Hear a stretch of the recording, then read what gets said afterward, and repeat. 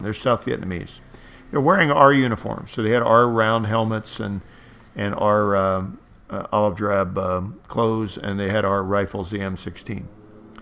So I'm looking out and seeing these guys on the platforms, and I'm thinking, well, that's sort of comforting, although I don't know how much you could accomplish standing on a platform in 10-foot high elephant grass. It could be like a battalion of enemy in the grass.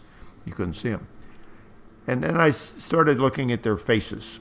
They were maybe 50, 60 yards away, but you could see their faces. And they did not have a look of a deer in headlights.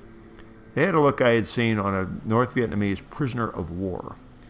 And I hardly ever hear people talk about it, but from our perspective in Vietnam, that seemed like a race war, not on our part, but on the enemy's part. Like they were all Vietnamese, and they hated us, was my impression, because we were Caucasians. And I remember this one POW was being guarded by a South Vietnamese guy, and he was filling sandbags or something. And he looked at me. I had nothing to do with the guy. I didn't know him. He looked at me like he wanted to kill me right then and there. I have never had anybody look at me like that. So I'm going over these hills on this road, and I look out, and I see these South Vietnamese uniformed guys standing there looking back at me like that POW.